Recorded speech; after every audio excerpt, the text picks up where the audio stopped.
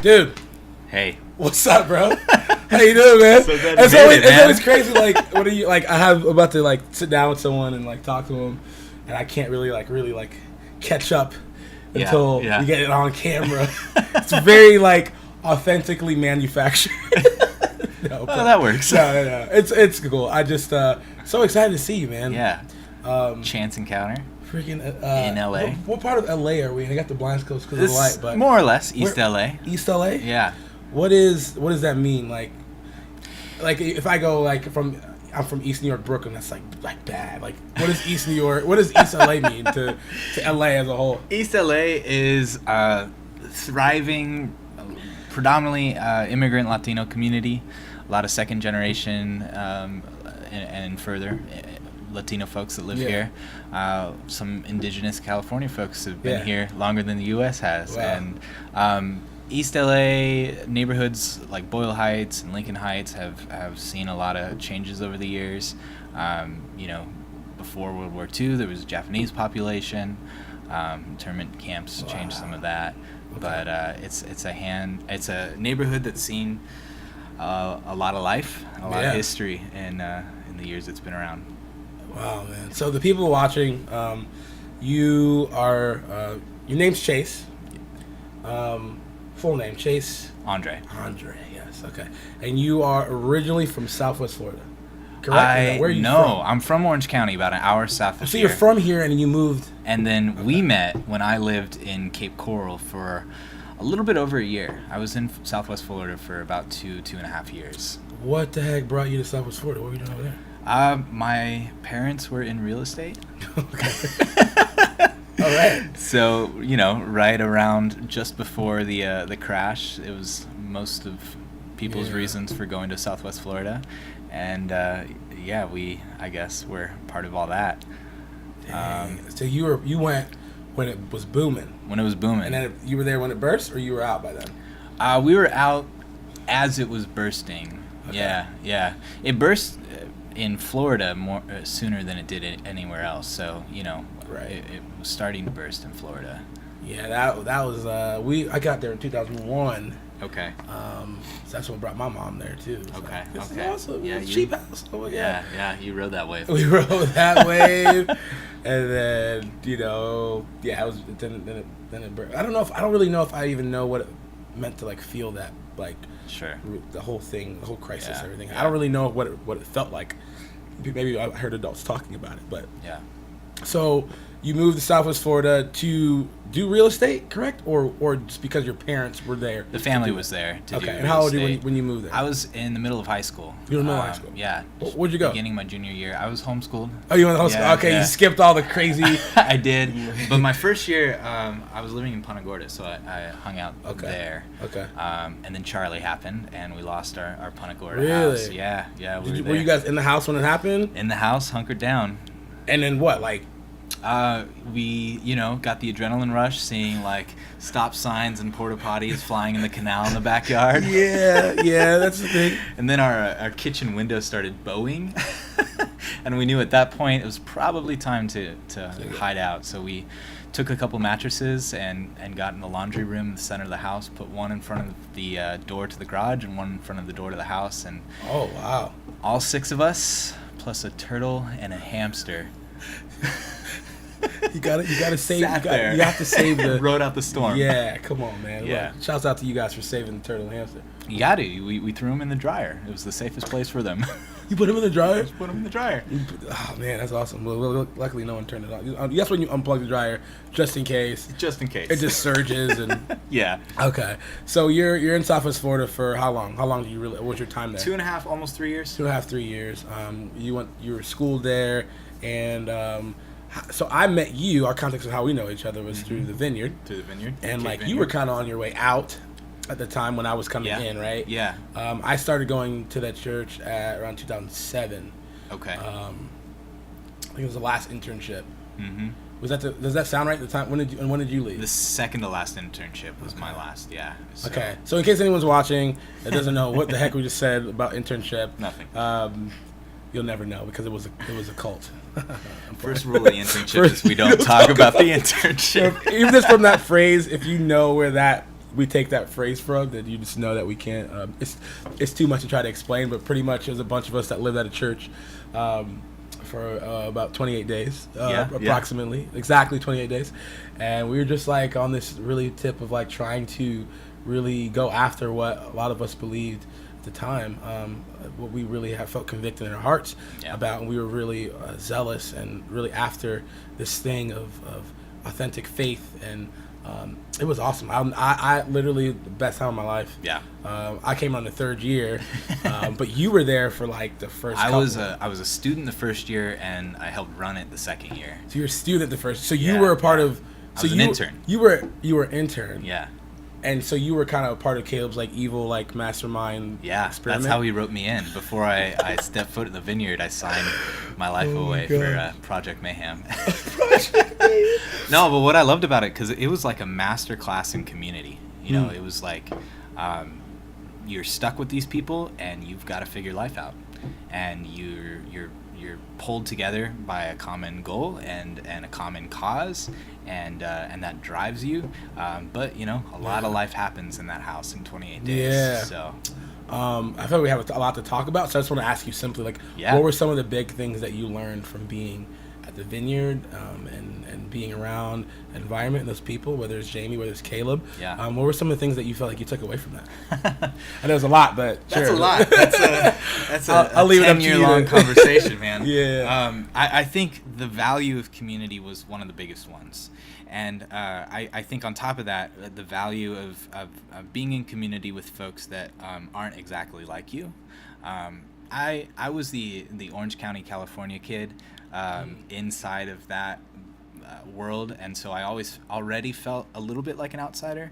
But you know, the sort of things that our Pastor Jamie, really cared about, and Caleb really cared about, I think translated to me, and part of that was, you know, if we really say that God's dream is for the world to be restored, to be made better, to be made whole, and then that means it's a sort of global vision. It's not just one group of people or one backyard church or one neighborhood. And so one of the biggest things I feel like I took away from being in Southwest Florida was the value of creating real relationship, real community with people that are different than my background, my upbringing, and my frame of experience. So like two really big things kind of put in one: community, diversity. Mm-hmm. Absolutely. And almost can seem like two polarizing things. Yeah. You know, put together. Yeah. Very powerful feeling. Like, I am in deep relationship with people who are different than me. Yeah. And now we have everything, and we have one thing in common, right? Our faith, right? The thing our hope drawing us together, so we don't lose our identity, right? Like, but we also find common identity in one thing. It's like this beautiful. Yeah. I don't even know how to explain it, but so I even just talking to you before off camera, it seemed like one of the things that you really learned was that you took away was like this thing of like diversity and like color and race. Yeah. And so I kind of want to ask you, like, what's your journey been with that? Because I know you've been to Taiwan and different places, so kind of tell us about like that experience with color and race. Like, absolutely. I'm super excited to know your journey. Absolutely. With that. So, you know, I'm from Orange County, and I grew up in a predominantly white community, and diversity was seen as a value, but it was seen as flavor for your food. It was seen as a way of like enriching your life at very little cost to yourself. It was just getting to have tacos and Chinese food in the same day, and that was the value of diversity. And I didn't really know diverse community very well. When I lived in Florida, first, our church was, it was pretty white. I don't know if it still is, but back then it was pretty white. I mean, they made you pastor, so I don't know. We're doing pretty good. But it was amazing to have a pastor who was white but said, this isn't right. God's dream for the world isn't just a white church. Right. And he would say, you know, there's a African American neighborhood across the river, and it's a shame that there aren't more of that neighborhood here in this church. And I'd never thought like that. So, you know, these were just offhand comments. He wasn't necessarily preaching this from the front. It was, you know, I was on staff at the church, so it was conversations and staff meetings and that sort of thing. And I had no idea that someone, you know, could think like that or have that sort of mindset, to realize someone who's leading the church felt like the church was missing something, that the church, the community there would never be complete because people were missing. And he'd talk about how he would be willing to make changes. And I mean, you know him, he's the most casual guy that you've ever met. Yeah. But he said, you know, he said, I would never ever wear a suit. I'd never wear a suit. And then he caught himself. He said, no, I would wear a suit if it meant making some folks more comfortable being here. Not everybody's as casual as I am, but if folks who are used to pastors wearing a suit wanted me to wear a suit, then maybe I would.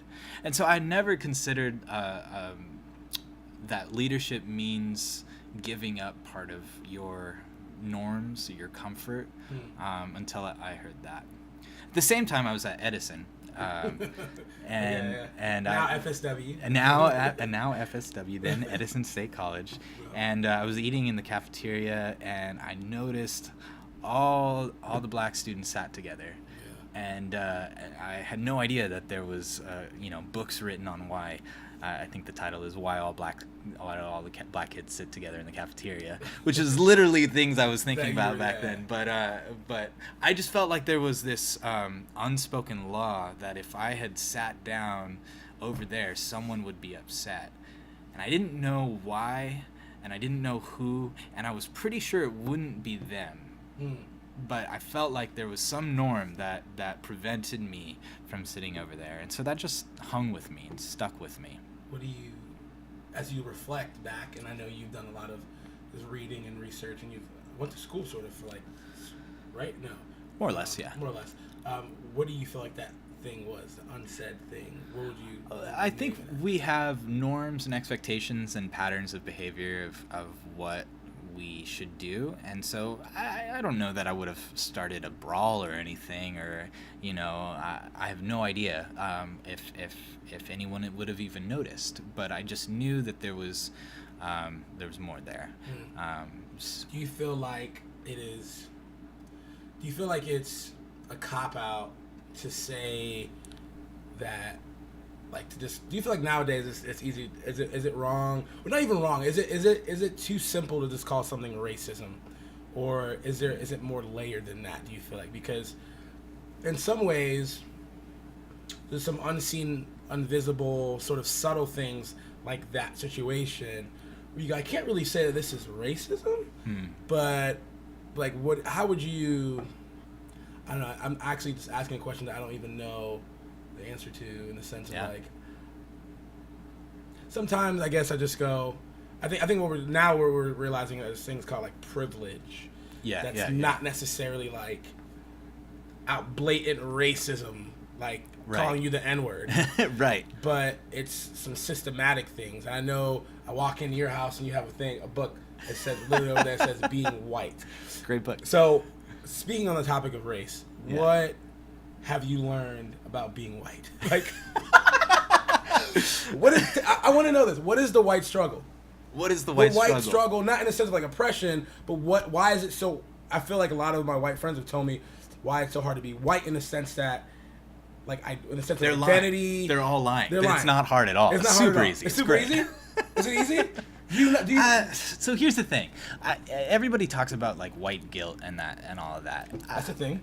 It's a thing, I guess. It's a thing. I think it misses the point. I've never been super swayed by white guilt. I think that there's some sobering realities that white folks benefit from the way our ancestors, recent and not so recent, have exploited other communities. And I think that those realities and those exploits bear dividends in today's society that I think we're just beginning to, scratch the surface on. East LA is surrounded by freeways. If you think of like the Los Angeles urban sprawl, Fort Myers, you've got 75 and Burnt Store Road, and those are like the biggest main drags, right? And in LA, we've got like 100 different freeways. Yeah, never ends. There's another community not far from here, Pasadena, fairly wealthy community, and they have a freeway that just before their community, just before their city, this freeway just stops. It's the 710, and the 710 goes from Long Beach, and then it just doesn't connect to anything. It stops in my neighborhood. It's because Pasadena had the sort of political clout to not want a freeway built through their city.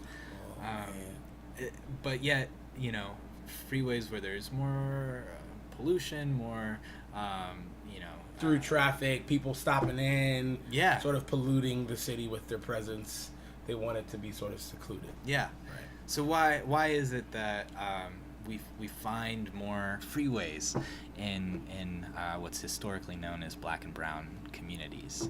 I think that is some of the dividends of white privilege. Why the heck is every MLK really Sure. crappy? I've never seen a dope MLK Boulevard, right? I've never seen a Martin Luther King street that has been like nice. Yeah. Have you looked into that? Do you know why that is? I know there's a study on it, and it blows my mind, yeah. bro. Nation and you just did a road trip across the country to get here. If you just drove by MLK's. I went to Kentucky to visit Adam Russell and the crew over there. The Vineyard Peeps, cool dudes. Nice. And it's super white. I mean, Campbellsville is super white, bro. White. Yeah. And there's one street full of black people. Guess what that street is called? MLK. And it looks nothing like the rest of the town. It's a small town. Yeah. It's like downtown Fort Myers. Yeah. You go downtown Fort Myers, First Street, Jackson Street, boom, boom, and MLK. Yeah. And it gets bad. So like, not bad. It gets lower income, darker people. Like, it just changes, and you're like, literally one street. Right. So that's interesting. I never knew that. I mean, that's very interesting about like Pasadena and how they do the through traffic idea. It's pretty wild, man. So yeah, I mean, does this all connect to being racist?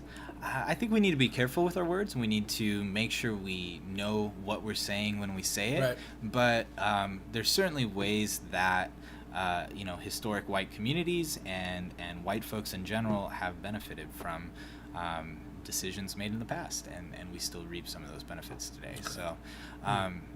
So yeah, I think that as someone who starts hearing these, words like privilege and racism and systemic racism getting thrown around, they maybe, watch every BuzzFeed video out there and think that they, are ready to start a Twitter account on racism.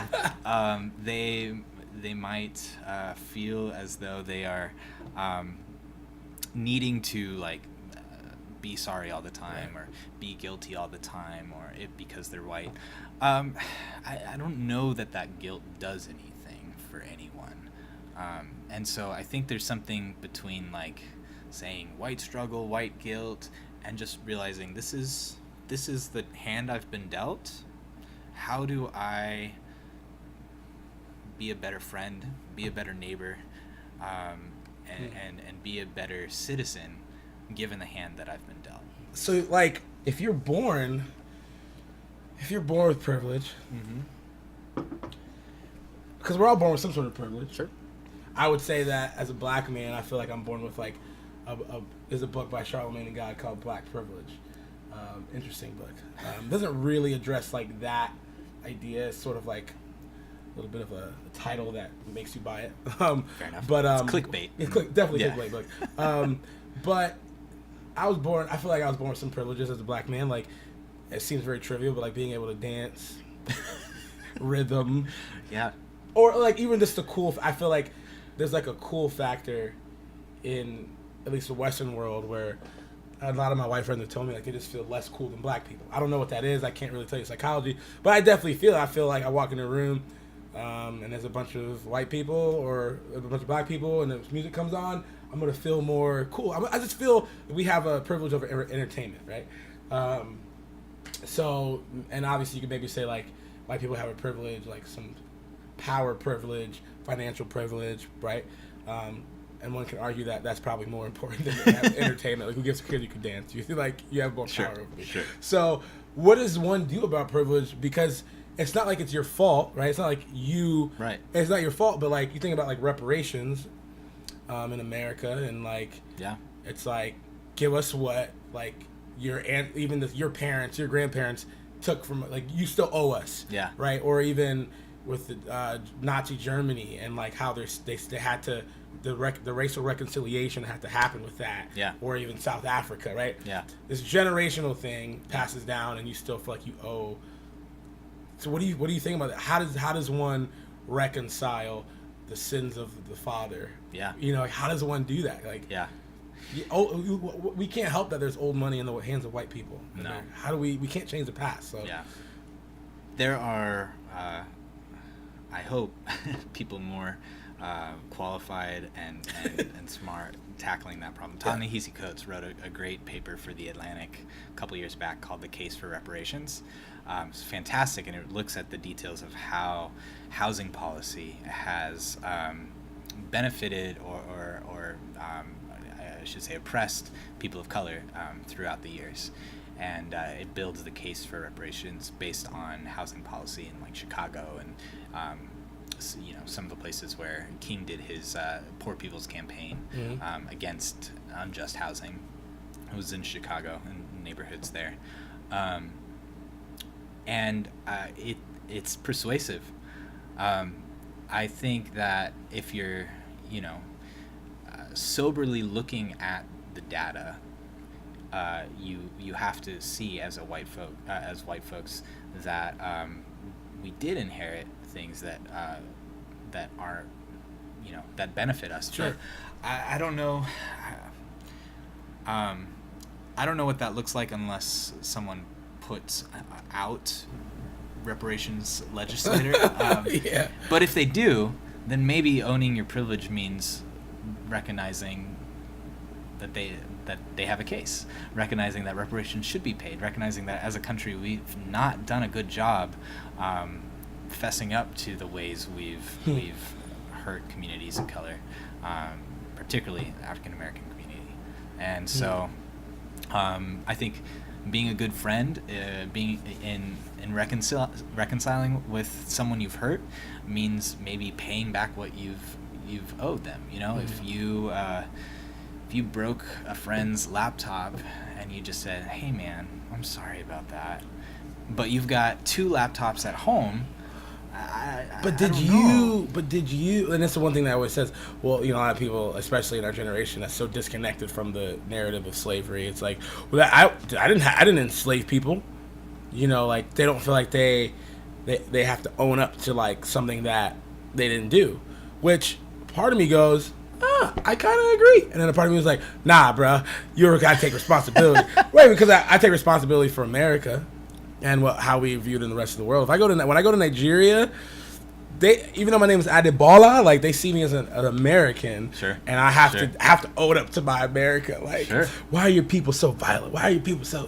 I'm like, I don't know, man. But you Americans think you're so this, and it's like I'm literally carrying the weight of America when I go travel.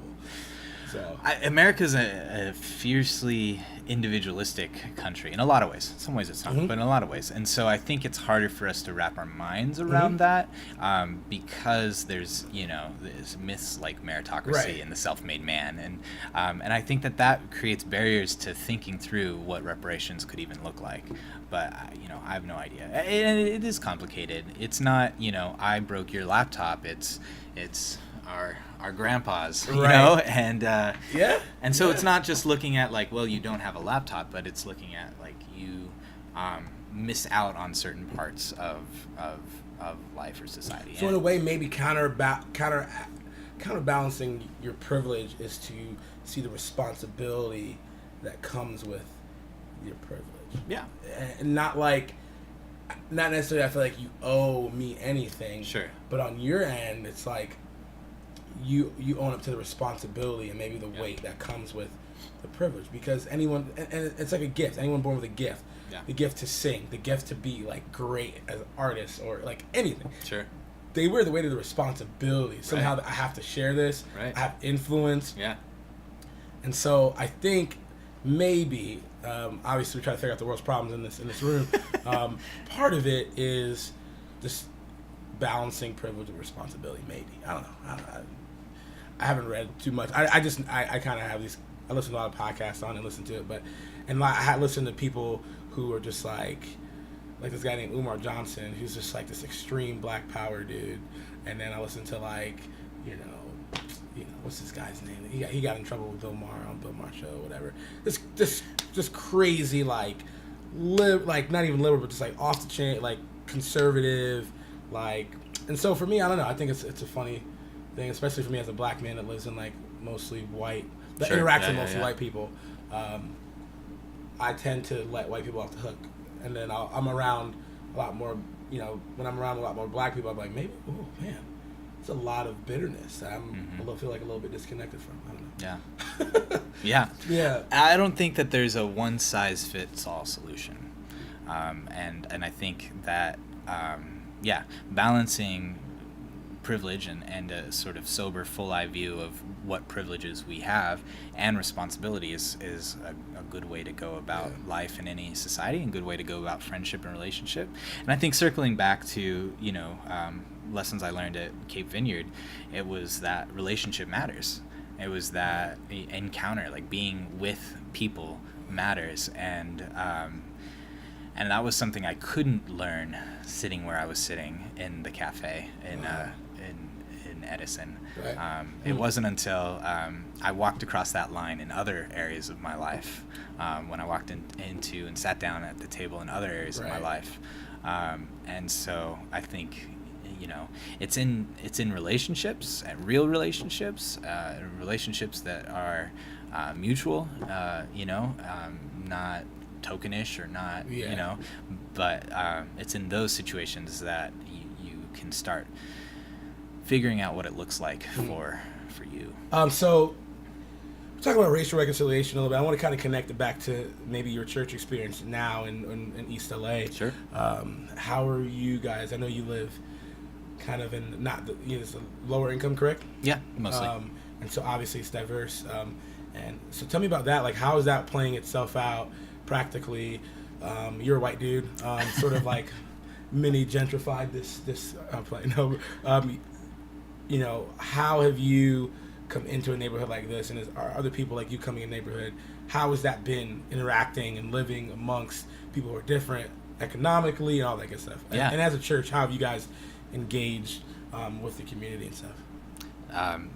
Yeah, man, we've been, my wife and I have been a part of this church for, I guess, over 5 years now. She was there a little bit longer than me.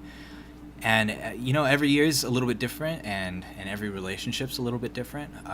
But for me, and what drove me here was just that realization that I couldn't stay, knowing what I know about this country, knowing what I value about God's idea for the world, I couldn't stay in my own little white enclave. And I needed to be in relationship with people that were different than me. I knew that my life kind of, in a lot of ways, the way Pastor Jamie was articulating it, I knew that my community would be incomplete if it was just a white community. But I've also noticed that, and this starts to weave in conversations about gentrification, but where white folks go, they usually do most of the dictating of the culture, and so if it's a white church, it tends to stay a white church. If it's a white cultured church with a multi-ethnic or diverse congregation, it usually stays more white cultured than not. And I think, with whiteness being sort of the default assumption, the norm in much of culture in the U.S., it's just a sort of normalizing force. We white folks kind of go into what we feel comfortable with, and that tends to be really white things. Really? Part of that is because we don't take the time to realize and differentiate what are white things and what are white things, man. Tell me some things that you realize are white things. I'm interested. I'm taking notes, baby. I want to know, what are some white things, man? Casseroles. Casserole. Let me help you. Casseroles. Crackers, cheese and crackers, green tea. Definitely cheese and crackers. Being vegan in general. All kinds of yoga. Hot dogs. Celebrating other people's holidays. In really big ways. Yeah, really big ways. Oh man. Man, if I had friends that celebrated my birthday the way white folks celebrate Cinco de Mayo, I would have the greatest friends. Oh gosh, it's so great. Or not. No, you really wouldn't. Yeah, whiteness is funny, man. What do you identify with? I can identify with African American culture. I can identify with Nigerian culture. I mean, there's so many different things that I feel like even now in America, always in America, identifying, when you say I'm African American, you're identifying with culture. You're literally saying, I'm Mexican American. But you just say you're white. You don't get to say I'm Irish and whatever, unless you literally, your parents are from I identify with white Irish culture. Really? I just surge with ethnic pride when I eat potatoes. And that's all I got. I wish I knew more about my Irish culture, but that is all I got. No, it's true. And that's one sad way in which whiteness has hurt folks. Because I think the Irish are a great example. They came to this country, immigrants, and they came as a very, insular community, but they turned in their Irish card to be white. And I think that is, in a lot of ways, disappointing. Yeah. You're connected to your Nigerian culture. I don't know much about my great-grandparents that great-great-grandparents that immigrated from Ireland. I don't know where they came from. I don't know much of my culture there. Yeah. But we got St. Patrick's Day. You got St. Patty's Day, baby! Come on! Dude, I want to ask you this. You currently teach at a Christian college. Yeah, Christian University. We got water here, so what you teach at? I teach at Biola, yeah. You teach at Biola University. I want to know, I've always wondered this. It seems like what everyone says is in big cities like this, religion, faith is dying. I was just on my friend's podcast. He lives in San Diego. It's called the Spiritual Nomad Podcast. Nice. I'll look it up. And I was on the first episode for season 2, and we were talking about institutional exodus, and how people leaving the church. Yeah. And where he lives in San Diego is 3% Christian. Literally. So one, I would say, how's that been, right? All that good stuff. But do you feel like Christianity is dying in a city like this? Does it exist? Is it thriving? Is it influential? Yeah. As because it seems like it is. It seems like it wouldn't be. Sure. So speaking to that, if you can, Yeah, that's always a complicated question because when Christianity gets wrapped up with the powers that run society, it starts to look less and less Christian. And I think that is what's happened in the last 20, 30 years, maybe more. You could argue since Constantine that city of God's done. Yeah, that Christianity coupled with the power of empire starts to look nothing like what Jesus started and what the first disciples started. Right. So the first question is, what Christianity? Right. And the answer is Christianity is thriving in a lot of places.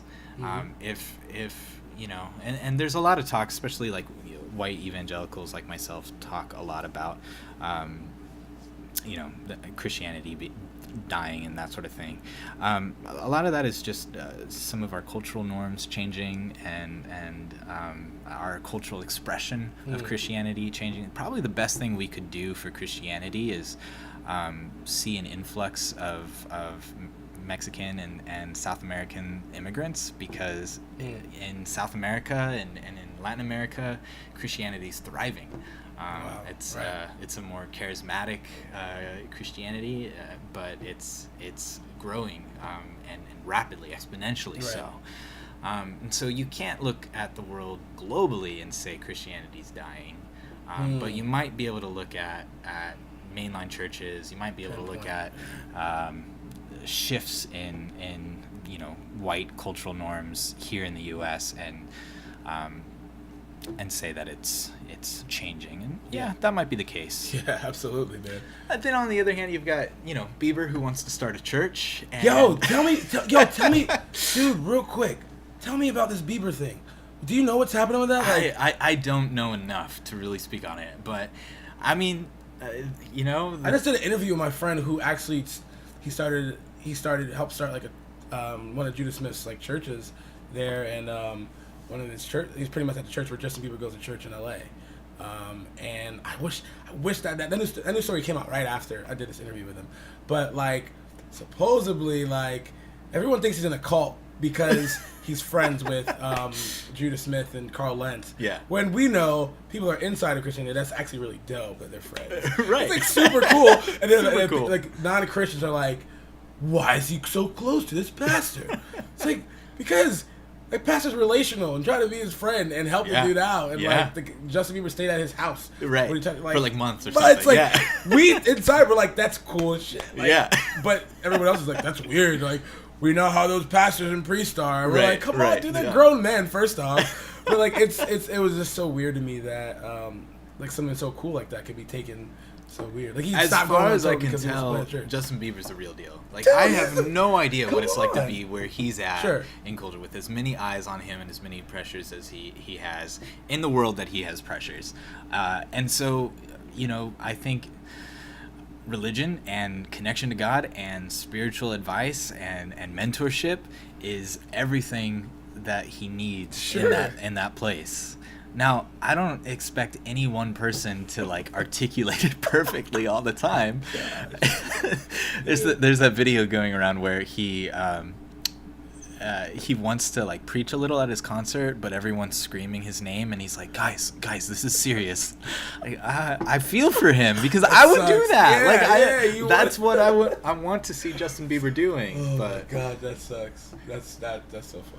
Okay, so speaking of celebrities and artists, we talked we mentioned a little bit. I got to get to it for the end of this interview.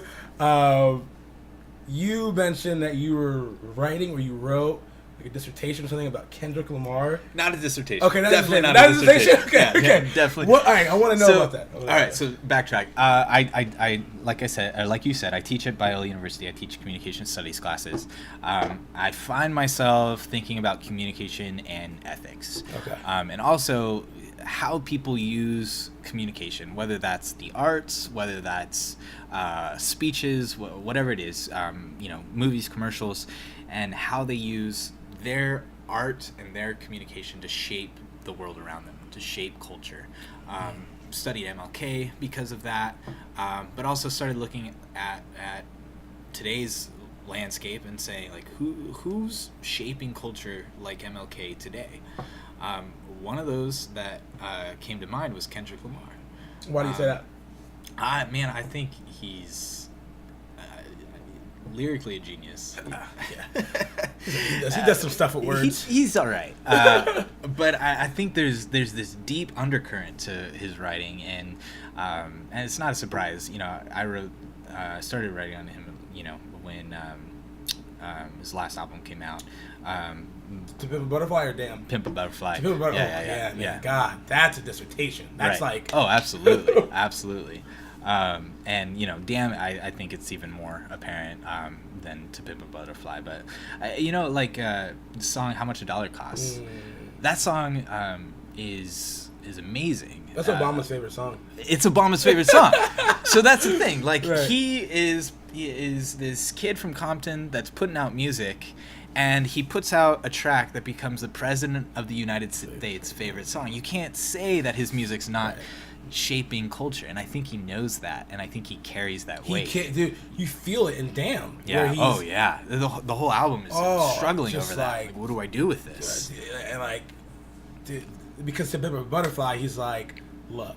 Yeah. I'm telling you, I'm addressing, I'm encouraging. Yeah. Last song, when shit hits the fan, are you still a fan? Like, and then literally starts the album, and I can argue which is the start of the album that kind of has two starts. Oh, yeah. I mean, if you don't know that by now, you haven't been listening. Right, yeah. So, before I would be afraid to say it, but like, he starts the album with like, look, guys, is it wickedness? Is it weakness? Like, I feel I'm done. Like, I don't want this responsibility anymore. Yeah. I don't want it. I'm done. Yeah. Like, I'm so done with it. Yeah. I can't tell if I'm wicked or I'm weak, and I can't tell if you're wicked. I can't tell intention. I can't tell what your intent. Why is this happening? And just like, he's just, I just felt the emotion because you go from To Pimp a Butterfly where he's just like, come on, it's gonna be all right. Yeah. And he's breaking it down, and then you get to Damn, and you just feel all these emotions. Right. Dude, I think Kendrick is, I mean, alongside like a J. Cole, alongside a Chance the Rapper, people who are just, it's like those are the mediums. I feel like it's like right nowadays we're only going to, it's not about what you're saying, it's about who's saying it, how they're saying it. Yeah. And so, dude, any politician or any late night host or whatever can say something, right? But it's how I'm gonna get it, right? Dude, that We Go Be Alright song is like a Negro spiritual. Yeah. Oh yeah, absolutely. People going down the street, Black Lives Matter marches, singing that, and so I think for us, I think we trust Kendrick. Mm-hmm. He's transparent, and I don't know what it is. I think it's a skill level for his prolific spirit, and like kind of this transparency altogether. But dude, what makes someone influential, man? Like, I think. I mean, it's certainly he's got to capture attention, right? If no one's looking at him, if no one's seeing the work he's doing, he can't influence people. And so that's definitely a piece. First of thing, get their attention. Yeah, he's got to get their attention, and I mean, he did that, long ago. But To Pimp a Butterfly was definitely I think he turned the most heads with that album. But beyond that, like, I think you're right. He's got to be true, not just in the art, not just in where people are looking, but in his life behind that. He's got to be thoroughly authentic to have this sort of impact, and he seems that he is, best I can tell. He, I love like the last track on Damn, and the story of what's his name? His dad's name. Duckworth. Yeah. The story of his dad and of Top Dog and like that whole thing. I mean, he's saying something to kids that are in that position, right? He's giving them a choice, but he's like he's living that out in what he's doing off camera, right? He's partnering with the White House to do mentorship, partnered with Reebok.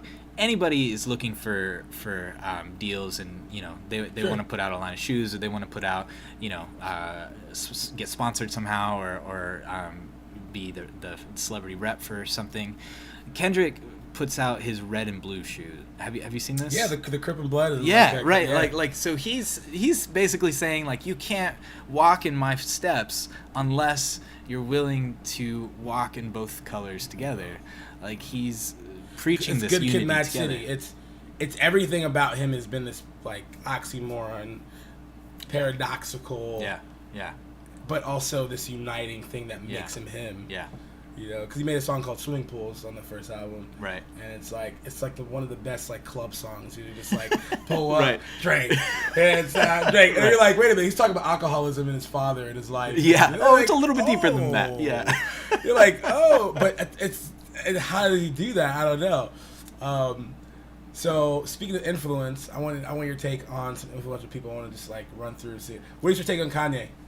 What's your take on Kanye? Like, as far because you're probably getting all, because you're in LA, you're getting all the bombarded with Kanye and Kim and all. My disclaimer is, I do not claim to be like some sort of like hip hop scholar or anything like that. It's cool. No, we don't want you to be. We're not saying you are. But Kanye's doing his thing. But he's very influential. And he knows he's doing his thing. He knows he has the people's attention. What's the difference between a Kanye and a Kendrick? That's the question, isn't it? It's like, but then there's like old Kanye though, where you're like, this dude, like he reminiscent of the Kendrick. Sure. Reminiscent Yeah. of Billy Sure. Chance, right? All these people, and you're like, somewhere along the way, I think he saw that the power that white people had, and wanted to infiltrate it and sort of like take it. And I think in a good way he wanted to, but I think he tried to fight it too. Like he got sucked in, and almost like the movie Get Out, where he's like, sure, sunk into the floor. Yeah, and I believe that Kanye's in a sunken place. I didn't say it. That's not my. This is a disclaimer. Chase did not say that. I said that. So anyway, I think that's really cool that you've really looked in like influence, because for me, that's what I'm trying to do, man. Like that's what I'm trying to do with these videos and this brand curate that I started, and trying to tap into my gift of influence and trying to steer towards more of a Kendrick than a Kanye, where I'm trying to take that influence and do something good with it. At the same time, like build a platform to where I can benefit from it. You know, I don't know. So I think if you listen to like some interviews and stuff, Kendrick talks about being like a conduit. He feels like he's a vessel, and he feels like he's a vessel for God. You know, however you want to talk about God there. But he feels like his work is for someone greater than himself, and so it's just sort of channeled through him, and that seems true of his writing. It seems true of, you know, the message that he's trying to get across when he does his Reebok shoes and, you know, everything he does. I mean, I would. So if someone wanted to ask me, kind of like you're doing, you know, how do I be an influencer in the like Kendrick path more than the Kanye path? I can't speak necessarily to what's going on in Kanye's mind, but for Kendrick, he seems to know what he's pointing people to. He knows what he's about, and he knows what's bigger than him, and he's running after a story that's bigger than he is. And so I'd ask, like, where's your story pointed? What's bigger than you? What's your legacy gonna be? Right. Yeah. Kanye said, I'm gonna put out a clothing line for the people. And then he dropped $800 shoes. It was the biggest, like you're like, what the hell is all this about? That's not affordable, brother. I can't do that. It's like even Jay-Z put out Tidal. He comes out with Tidal, and everyone's like, hey, this is a streaming service for the artist. And they're like, artists like, yeah, we're not getting paid. You're not getting paid crap. Spotify's paying this. Yeah. And you're like, what is going on? Like, but yeah, it kind of, God, it's like, dude. And I think that's really cool, man, because it's like almost like you have to have a mission. And the mission has to come from something bigger than you and bigger than your selfishness. Something that allows you to want to sacrifice, like a marriage, right? Someone outside of you causing you to do these selfless acts. And I think that's huge, because for me, the most powerful time of conviction in my life was when I was deeply rooted and working at a church. And I had the most sense of conviction about what I was doing. And so now outside of that, because I'm no longer pastoring in that sense, someone actually texted me today and said, dude, you're pastoring people through these podcasts and stuff. And I was like, that's super cool. I never really thought of it that way. But I think that that mission, something bigger than yourself, is something that is very, very cool, man, because that feeling is it's strong. It's pulling. It's literally pulling you when you know what you're doing is what you're meant to do. Yeah. What you've been put here to do. Yeah. And like someone powerful is wanting you, is allowing you. Yeah.